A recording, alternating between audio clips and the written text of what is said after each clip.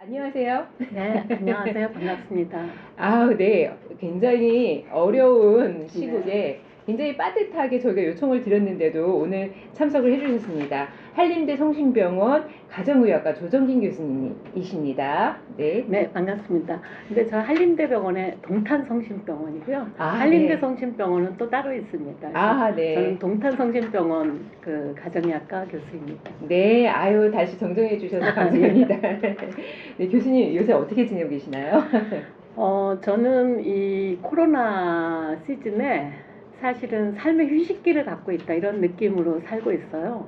그래서 굉장히 그 대외 활동도 많고 그 다음에 저녁 모임도 많았던 게 그런 모임들이 거의 이제 줌 회의 빼놓고는 많이 없어졌거든요. 네네. 그래서 근데 맨 처음에는 조금 그랬는데 나중에는 이게 삶의 본질이 아닐까 요새 좀 그런 생각도 좀 합니다. 그러니까 코로나로 굉장히 경제적으로 어려운 분들도 있지만 그렇지 않은 사람들에게는 이렇게 삶을 좀 정리하는 그런 계기가 되지 않았나 이런 생각을 좀 하면서 지냅니다. 네. 교수님 말씀을 들으면서 우리가 사실 코로나라고 하는 것 또는 나한테 찾아온 어려움에 대해서 되게 좁은 시야로 거기에 굉장히 몰입되어 있는 생각에 빠지기가 참 좋은 시기인데 삶과 인생이라고 하는 좀 저변으로 확대해서 생각하시는 그 비결을 사실 오늘 좀 들어보는 시간이기도 하겠다라는 생각이 잠깐 들었습니다. 그런데 또 스트레스 학회장이시자 그 다음에 스트레스 전문가로서 코로나와 같은 감염병이 3년째 지속될 때 가장 걱정하시는 것은 무엇이 있을까요? 첫 번째는 사실은 삶의 주제가 참 여러 가지가 있는데요. 네네. 그 건강 문제와 질병 문제에 대한 과도한 집착이 문제가 되지 않을까 싶은데요. 네. 사실은 우리나라 사람들은 마음이 아프다고 표현하기보다도 머리가 아파, 그렇죠. 뭐 가슴이 아파 이런 신체화 경향들이 그렇죠. 굉장히 많습니다. 그리고 마음을 들여다보기보다도 어디가 뭐 남편이 어디 부인이 어디 불편하다고 그럴 때 내가 뭐 뭐 마음이 우울해 이렇게 얘기를 안 하고 주로 뭐 가슴이 아파, 속이 소화가 안 돼 이렇게 그렇죠. 표현하는 것처럼 신체화 경향이 많고요. 그 다음에 사람들이 굉장히 불안장애들이 많아가지고 질병 불안장애 같은 게 많거든요. 그러니까는 질병 불안장애가 과거에는 건강염려증이라고 불렸던 거예요. 그래서 증상은 없는데 질병에 대한 과도한 집착. 그래서 이런 그 건강 문제에 대한 과도한 집착이 많아지지 않을까 하는 우려가 하나가 있고요. 두 번째는 이 코로나로 인해서 어떤 삶의 발전 계기를 잃어버린 그 사람들이 많이 있을 수 있거든요.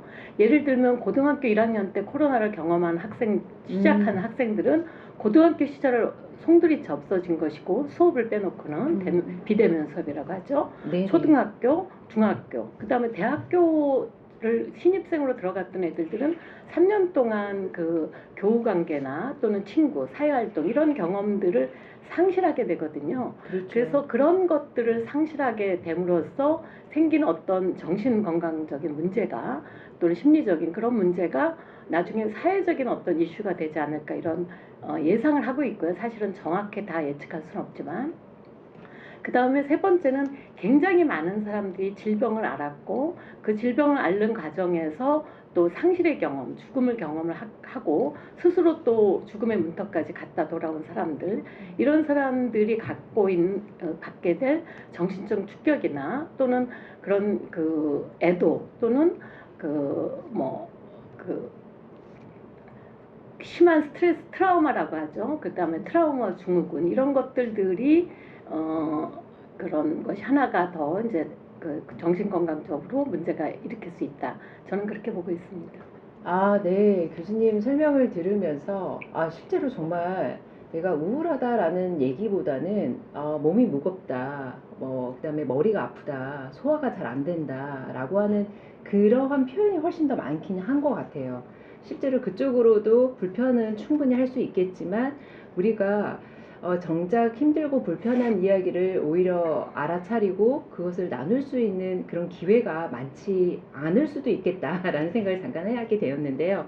근데 아까 학생들 얘기도 잠깐 해주셨지만 우리가 잃어버린 경험 결국에는 2년, 3년 이렇게 지내오고 있지만 거기에서 다양한 활동이나 함께 교감하는 이런 경험들을 사실은 충분히 하지 못함으로 인해서 그렇게 상실감이라든가 또 충분히 내가 그 경험을 추억으로 삼지 못하는 그런 시간들이 코로나로 인해서 있을 수 있겠다라는 말씀에 정말 공감이 되는 것 같아요. 학생들이 수학여행 못 간 거, 그 다음에 축제, 그 다음에 다양한 어떤 학교 행사들에 내가 소속감을 갖지 못하는 것들을 사실은 어른들의 입장에서 간과하기가 쉬운데 학생들의 입장에서는 저는 그걸 네네. 추억의 문제라기보다도 네네. 사실은 우리가 이제 그 인생에는 각각 발달 과제들이 있어요. 그렇죠. 그래서 네네. 그 성장 발달을 못했을 경우에 생기는 문제들이 있거든요. 아, 네네. 그러니까 그런 이제 경험을 통해서 추억도 만들고 네. 그 정신적인 어떤 그 내적 충만성 이런 것도 만들기도 하면서 네네. 또 그런 과정에서 자기 자신의 뭐 인성의 발전 또는 네네. 뭐 성격을 갖다가 사회적으로 융화하는 방법 네. 또는 교우관계 방법, 스킬 네. 노하우 이런 것들을 배워가는 거거든요. 네네. 그래서 그런 발달의 결핍이 궁극적으로는 좀 문제를 일으킬 수 있다. 예를 들면 우리가 어렸을 때도 성장 발달을 조금 못하게 되면 거기에 뭐 예를 들면 구강기에 집착한다든지 학문기에 집착한다든지 이런 문제들이 생기지 않습니까? 그래서 그런 것들이 앞으로 사회 이슈화 되지 않을까라는 조금 우려를 갖고 있습니다. 네, 알겠습니다. 교수님, 우리가 이렇게 코로나 시국에 여러 가지 상황으로 어떤 변화들을 우리가 충분히 겪고 있었는데 사실은 살면서 스트레스가 없을 수는 없거든요.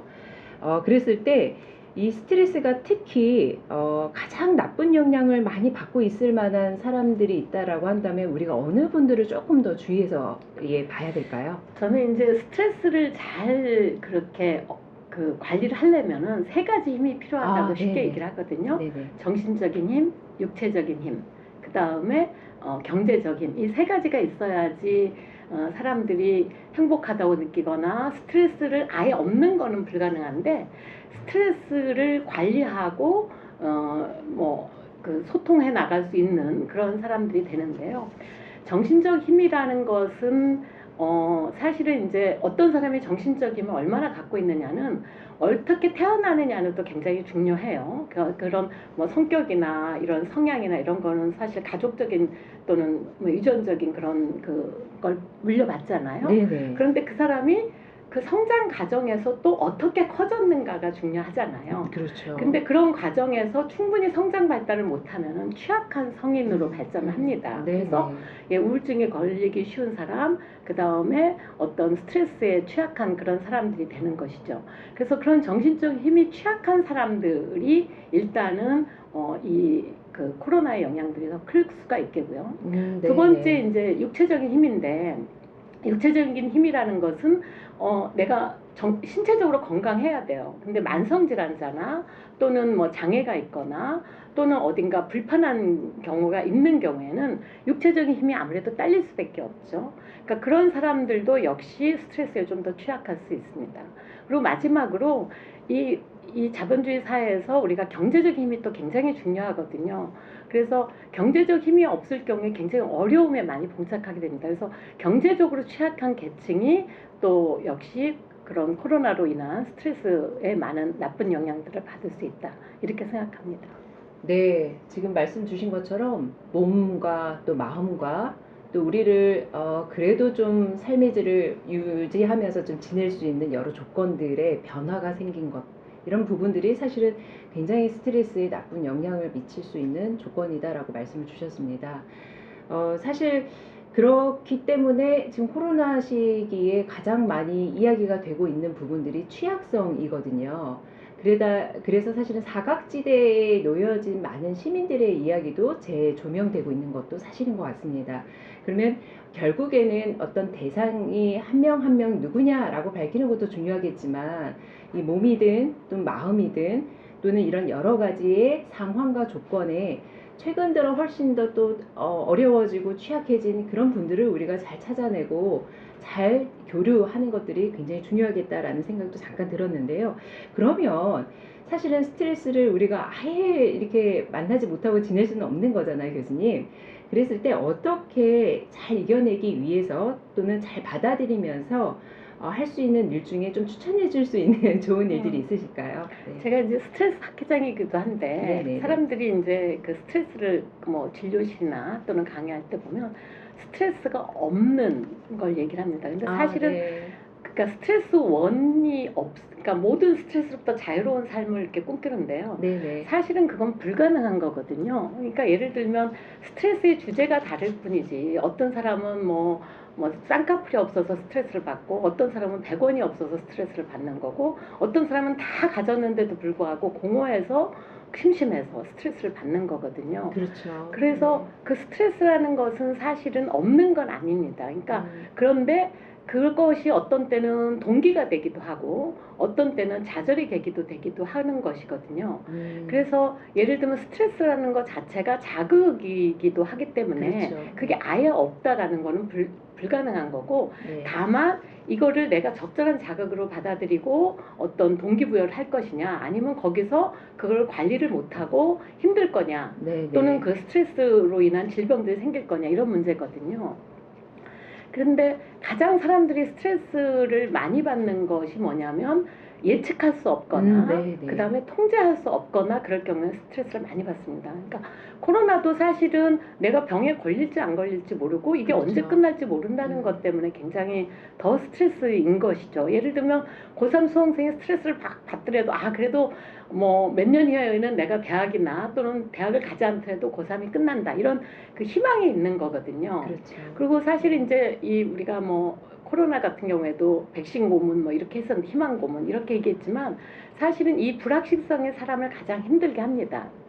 그래서 그렇지만 또 불확실하고 예측 불가능한 것들은 우리가 인간이 어쩔 수 없다라는 마음가짐들이 좀 필요해요. 그래서 예를 들면 스트레스 반응들이 크게 이제 두 가지인데요. 하나는 스트레스로 막 괴로워 이런 그런 인지적인 반응이 하나 있고 스트레스로 인해서 막 혈압이 올라 이런 거거든요. 그래서 신체적 반응과 그러니까 신체적 반응하고 인지적 반응, 심리적 반응 이렇게 크게 두 가지로 나눌 수가 있어요.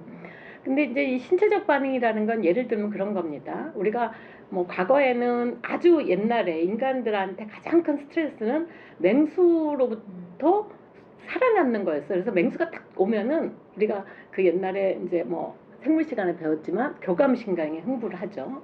그래서 가슴이 쿵탕쿵탕 뛰고 교감신경 어떻게 배우냐면 우리 수업 시간 땡땡에 쳤는데 교감한테 들키면 어떻게 되는가 가슴이 콩당콩당 하고 그 다음에 막 뭐 저기 그 소변이 막 마려오면서 온몸에 긴장이 되고 막 이런 거 같거든요. 그래서 그럴 때 어떤 증상들이 생기냐면 가슴이 콩당콩당 하는 거는 뭐 과호흡 증후군 그 다음에 뭐 그 기분 나쁜 사람 만나면은 뭐 소화가 안 되는 기능성 위장장애 그 다음 막 골치 아파 생각하니까 뭐 그 긴장성 두통 그 다음에 이제 사촌이 땅을 삼을 배가 아프다 뭐 시험을 앞에 두면 배 아프다 그래서 과민성 대장증후군 이런 신체적 증상들이 많이 나타날 수가 있습니다.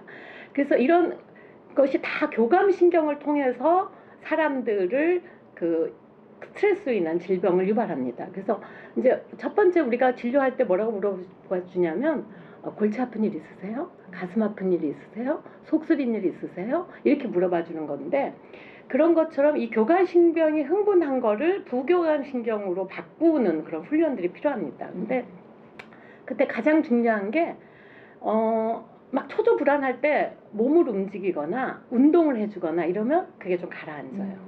가만히 있으면 오히려 더 불안해지거든요.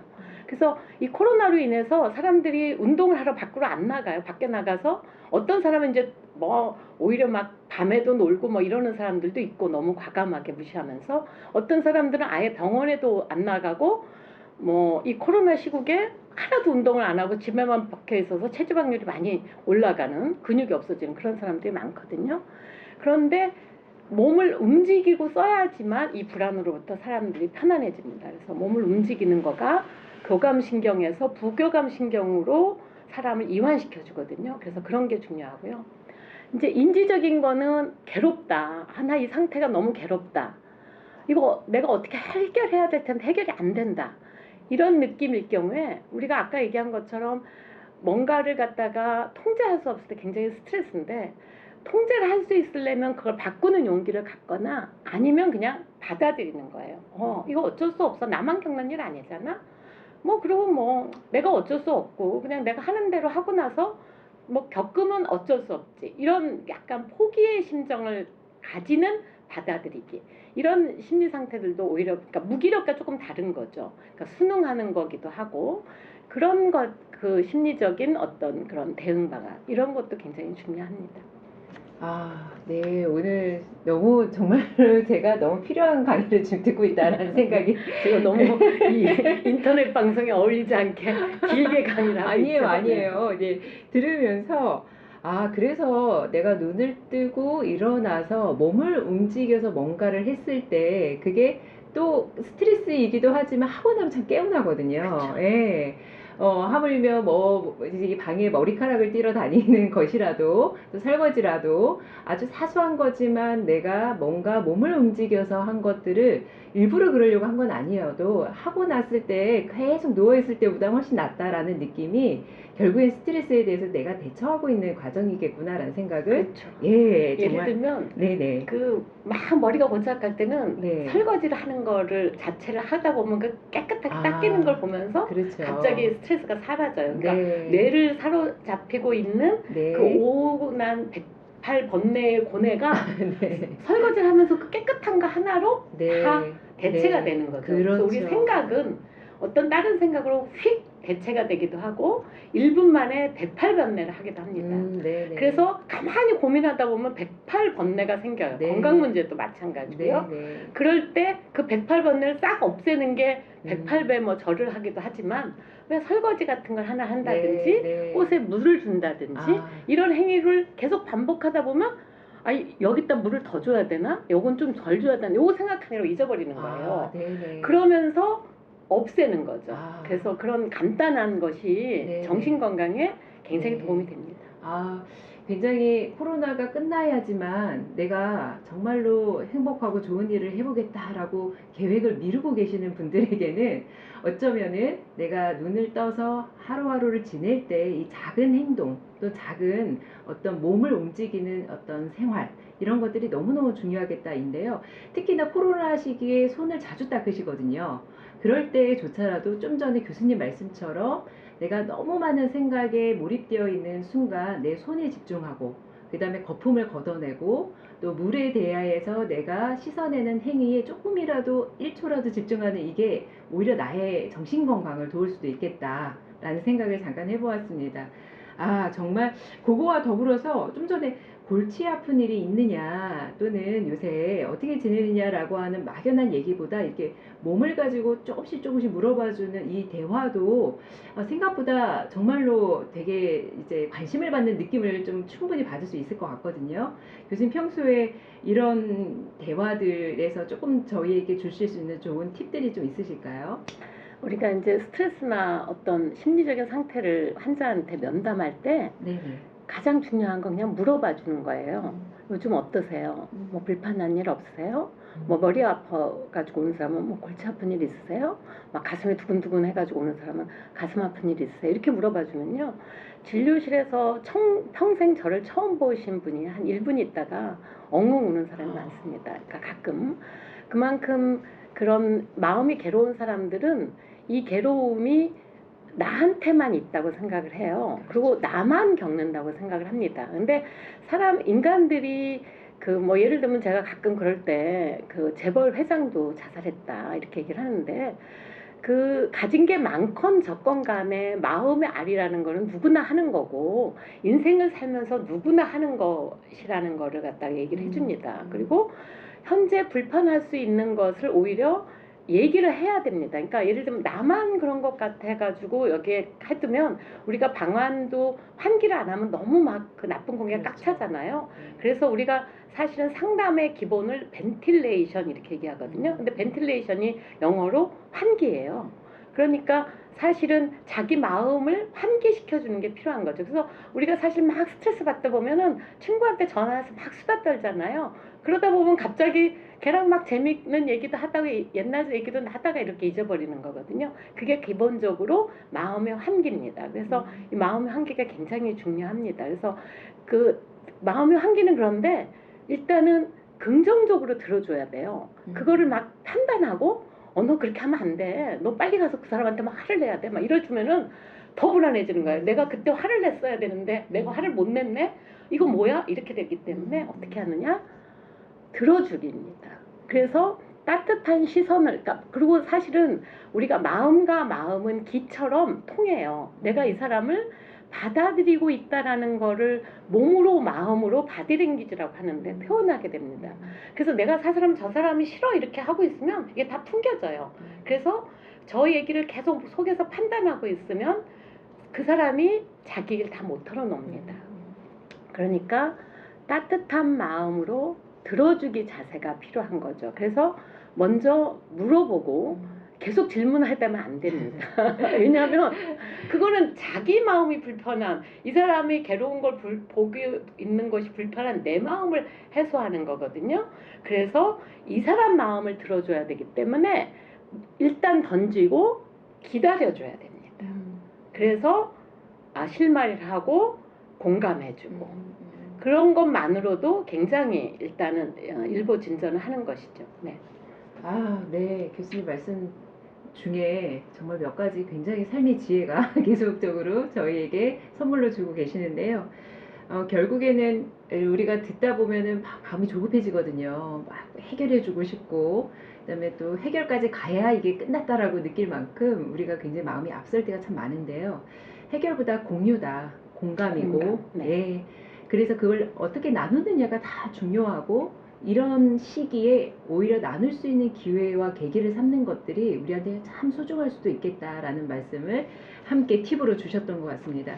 교수님이 요새 좀 스트레스를 어떻게 좀 이렇게 스트레스를 잘 안 받으실 것 같은데요. 그럼에도 불구하고 네. 스트레스를 좀 어떻게 관리하고 계시는지도 사실 좀 개인적으로 묻고 싶습니다. 네. 저는 운동을 굉장히 많이 하는데요. 제가 그 아델을 되게 좋아하거든요. 뭐 네. 헬로우, 뭐 롤링 인 딥 그 가수가 있는데 네네. 그 가수가 최근에 이혼을 하고 나서 서티라는 그런 그 30대 앨범을 냈는데 그 사람이 옛날에 굉장히 뚱뚱했어요. 근데 엄청 날씬해진 거예요. 그래서 저는 다이어트를 했는 줄 알았더니 그 인터뷰를 보니까 자기가 불안할 때 운동을 하다 보니까 그때만 안 불안한 거예요. 그래서 매일 운동하다 보니까 거의 18kg가 빠져서 굉장히 날씬한 몸매가 됐더라고요. 그래서 사실은 저도 옛날에 보면 굉장히 제가 에너지가 높은 사람이거든요. 그리고 성취욕이 굉장히 강한 사람이고 그 다음에 시시비교가 굉장히 정확한 사람이었어요. 그러니까 뭔가 해결을 해야 되고 일을 잘한다는 평가를 많이 받았는데 그런데 가만히 있지를 못했어요. 왜 가만히 있지를 못했는지 잘 몰랐는데 지금 생각해 보니까 약간 그 성취와 또는 모티베이션 이런 거와 관련된 불안 지수가 굉장히 높았던 거예요. 근데 그게 이상하게 저는 운동을 하면 해결이 되더라고요. 그래서 저는 내가 어떤 마음이 처지거나 마음이 불편할 때는 운동을 합니다. 그래서 근데 요새는 또 이제 나이가 들어서 저도 이제 거의 환갑이 이제 작년에 지났거든요.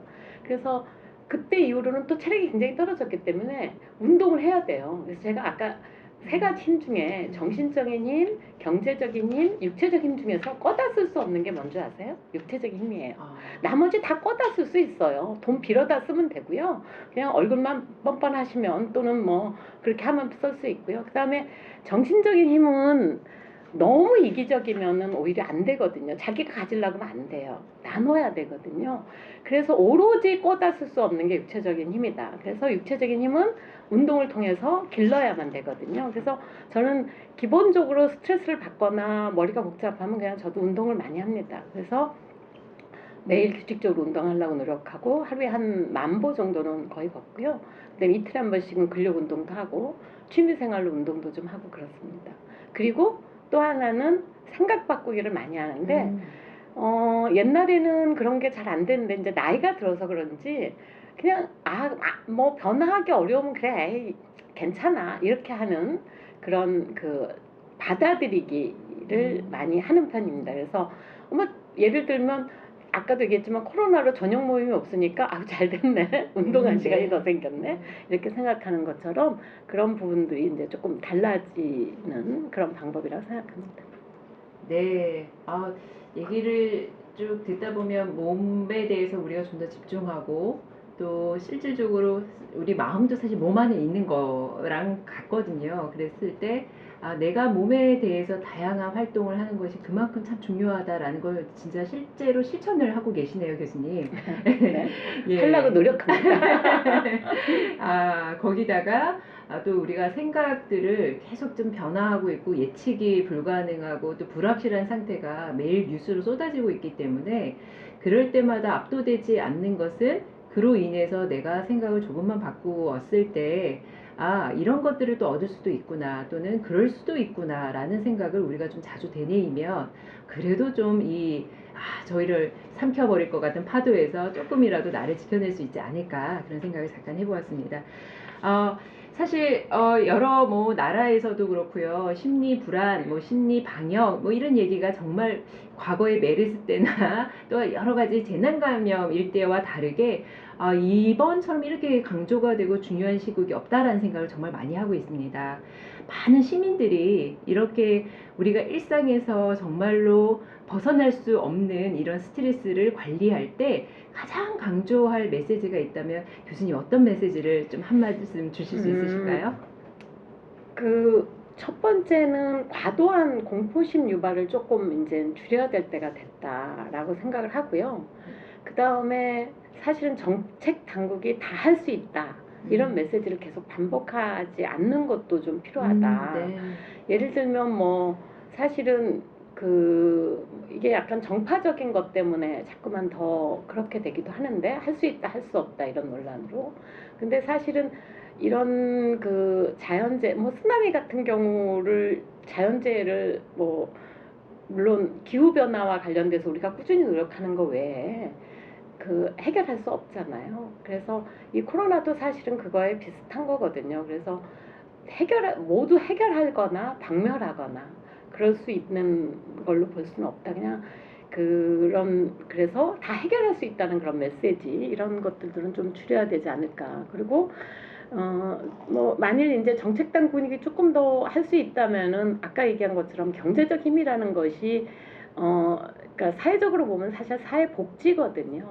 그래서 복지 정책이 일반 이렇게 특히 코로나 같이 경제적 취약계층들이 더 힘들게 될 때는 복지 정책들이 이렇게 보편화되는 것이 굉장히 중요하다고 생각합니다.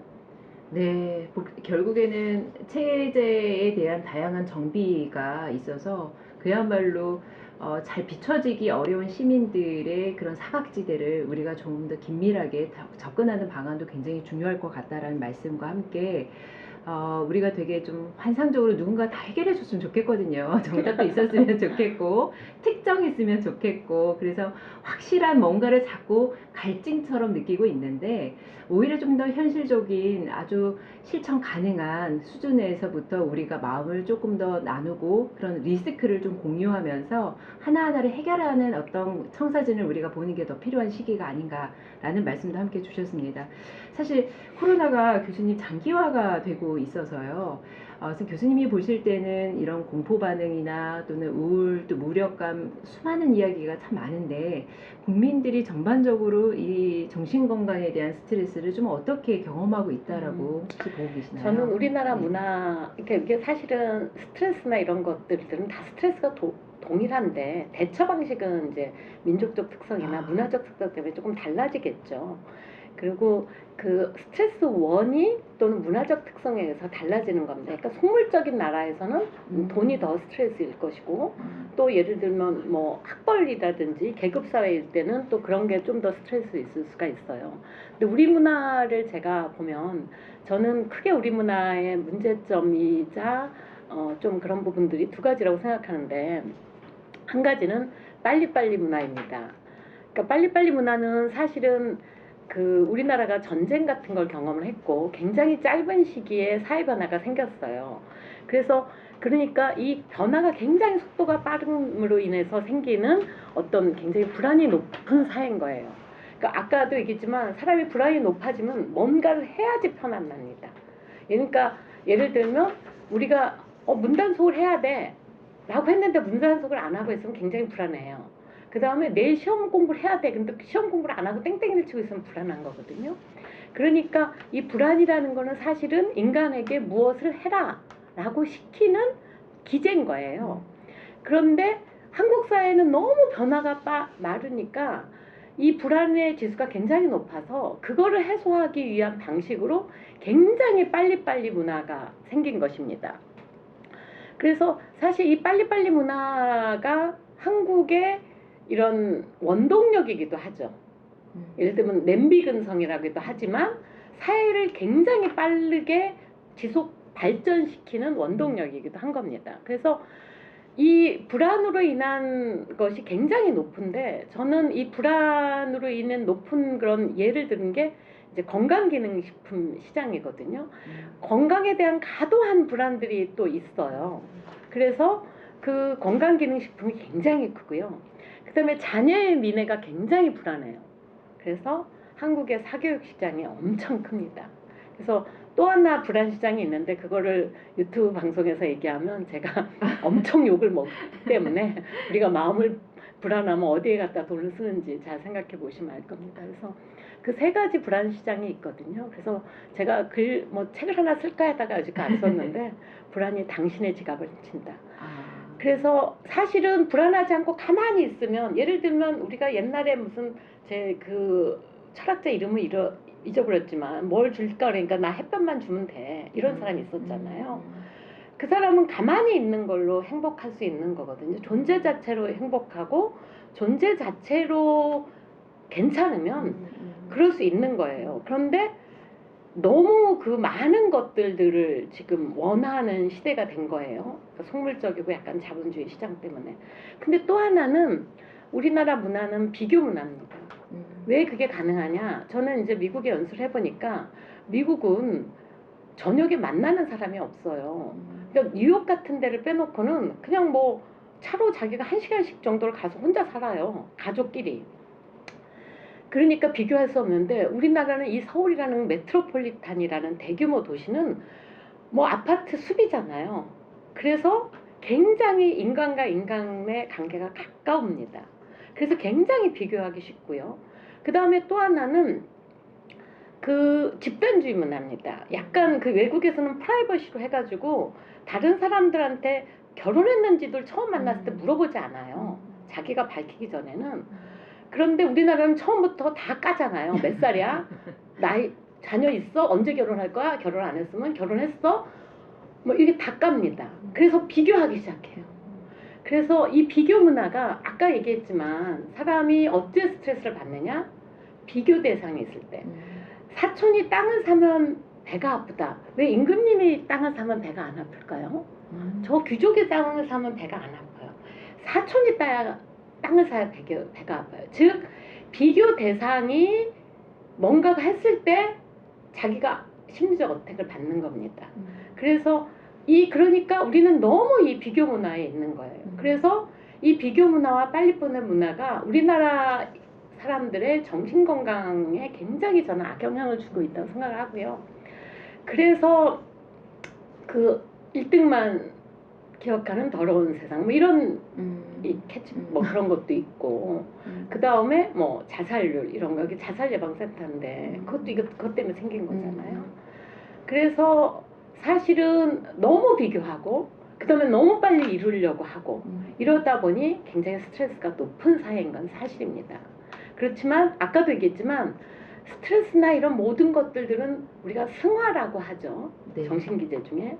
그러니까 그거를 예를 들면 헝그리 정신이라고 그러는데 헝그리 정신 있는 애들이 공부를 막 열심히 하기도 했잖아요. 요새는 뭐 또 사다리가 없어져서 좀 그렇긴 하지만 그런 것처럼 자기가 어떤 결핍을 느낄 때 더 열심히 하게 돼 있어요. 뭐 히딩크 강들이 난 아직도 배가 고프다 이렇게 얘기한 것처럼 그런 것처럼 그거를 결핍감이 있어야지 뭔가를 찾게 되어 있기 때문에 그런 식으로 전환하는 그런 것을 이거 자체가 바꿀 수 없더라도 좀 더 긍정적으로 전환하는 그런 노력들이 필요한 그런 사회가 아닌가 그렇게 네. 생각합니다. 아, 네. 그 외국의 나라에서의 문화와 비교해서 설명을 해주시니까 전혀 느끼지를 못하고 있었는데 말씀을 들으니까 정말로 저희가 비교를 하기가 굉장히 쉬울 만큼 굉장히 또 촘촘한 관계에서 오는 다양한 스트레스가 참 많았던 것 같아요.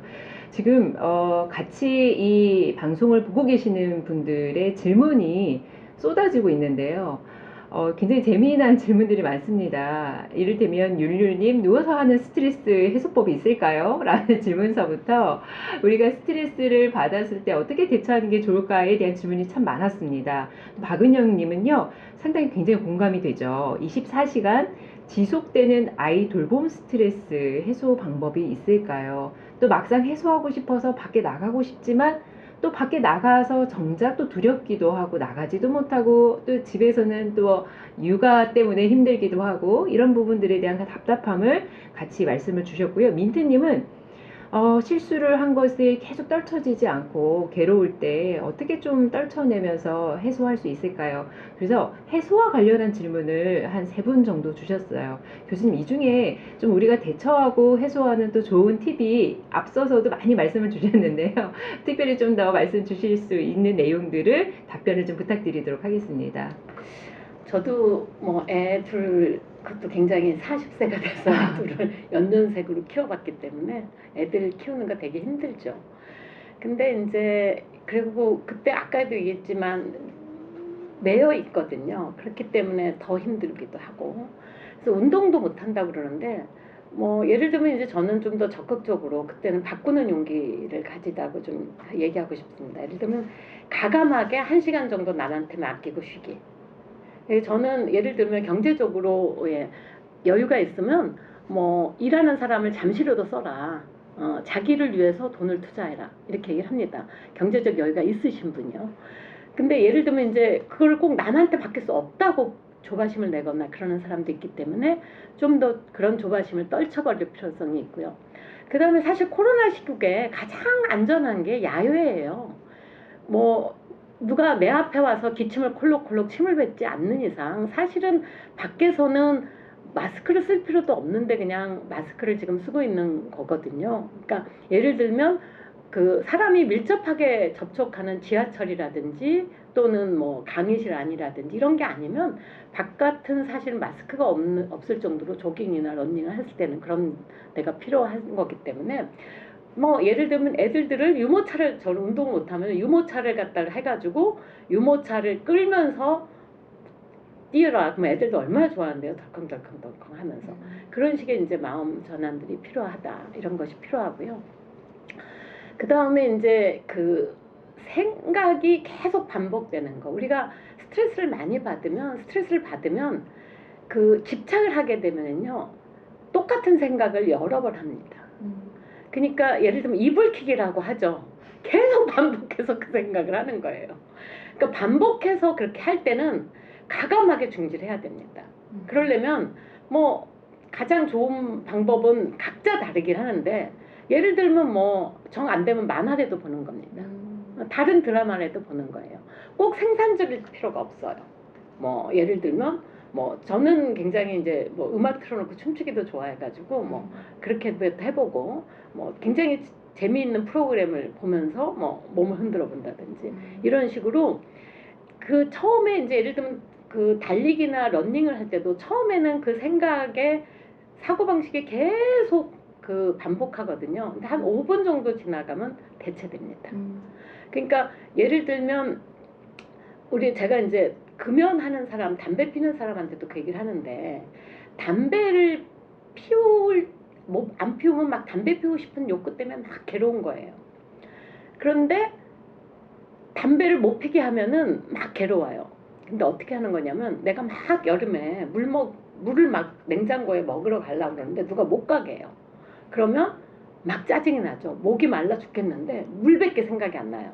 그런데 내가 막 목이 말라가지고 냉장고에 물을 마시러 딱 가는데 갑자기 전화가 와요. 그래서 전화를 받아요. 그래서 전화를 막 얘기를 하다 보면 나 물 먹으러 가는 거 잊어버려요. 그런 거거든요. 우리 머릿속에 있는 생각은 스쳐 지나가는 거긴 합니다. 그러니까 다른 걸로 완전히 순식간에 대체될 수 있어요. 그런데 그 생각만 하고 있기 때문에 계속 반복되는 겁니다. 물 먹겠다는 생각, 담배 피겠다는 생각만 하기 때문에 계속 반복되는 거예요. 그러니까 대체할 거리를 찾아야 돼요. 그건 사람마다 달라요. 그래서 제가 일반화하기는 어렵지만, 그래서 목마를 때 냉장고에 갈 때 전화 받는 일 같은 것을 해라. 금연 팁으로 얘기해 드리거든요. 그러니까 자기한테 그런 거 하나 찾아야 돼요. 그러니까 막 생각하면 그 생각을 또 하고 또 하고 할 게 아니라 다른 주제로 바꿔서 그걸 해야 됩니다. 그러니까 내가 만화에 몰입한다. 그럼 만화를 뭐 열심히 읽으셔도 돼요. 만화를 읽고 있는 동안 뭐 내가 생산적인 일을 못했다 이러지 말고 정신이 건강한 것만큼 생산적인 게 어디 있겠어요? 그런 방식. 그래서 이 머릿속에 있는 잡념은 대체 가능하다. 순식간에 없어질 수 있다. 1초 만에 없어질 수도 있어요. 그런 원리. 이 생각이 내 생각에 사로잡히지 않게. 이게 굉장히 중요합니다. 내 생각에 있는 거를 전부 다 맞는 게 아니에요. 우리가 예를 들면 꿈에 많은 꿈을 꾸는데 그게 다 내 생각이기도 한데 사실 아무 개꿈이잖아요. 내가 집착하고 있는 것도 사실은 개꿈 같은 거일 수 있다. 이런 생각을 할 필요성이 있습니다. 아, 교수님 너무 감사드립니다. 무엇보다 바꾸는 용기가 우리한테 좀 필요하긴 하다. 나한테 쓰는 투자할 수 있는 단 30분, 1시간이라도 육아 때문에 몹시 지쳐 계시는 많은 분들, 시민들의 어쨌든 그 코로나로 인한 방역 수준은 최선을 다하고 있기 때문에 너무 두려워하지 마시고 과감하게 용기를 좀 내보셨으면 좋겠다라고 말씀 주셨습니다. 듣다 보면 사실은 우리가 이미 좋은 새로운 차를 아무리 뽑아도 주유를 하지 않으면 사실 갈 수가 없거든요.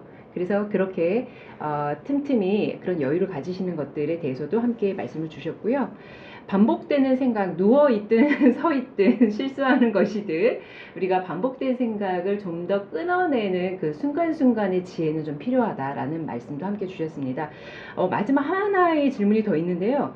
매운 음식이 많이 땡기시대요. 스트레스를 받으시면. 그래서 이런 매운 음식 섭취 또 스트레스를 먹는 것으로 해소하는 거에 대해서 어떻게 생각하시는지도 질문을 올려주셨습니다. 푸른님께서. 이 교수님. 네, 아주 좋은 방법 중에 하나죠. 과하지 않으면. 네.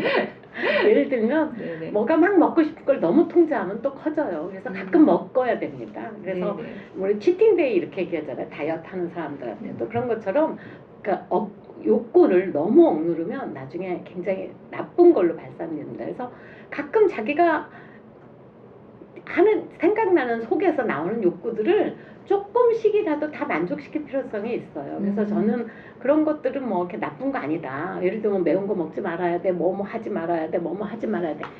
이런 것도 조금 버리셨으면 합니다. 아, 네, 감사합니다. 네, 오히려 내가 하고 싶은 것들을 너무 참다 보면 그것이 오히려 역효과를 이룰 수 있기 때문에 내가 하고 싶은 것을 잘 안다면 그것이 나한테 적절한 균형선 안에서 충분히 허용해주고 그것을 오히려 미안해하거나 힘들어하는 스트레스를 또 받지 않는 그런 지혜가 필요하다. 이런 말씀을 주셨던 것 같습니다.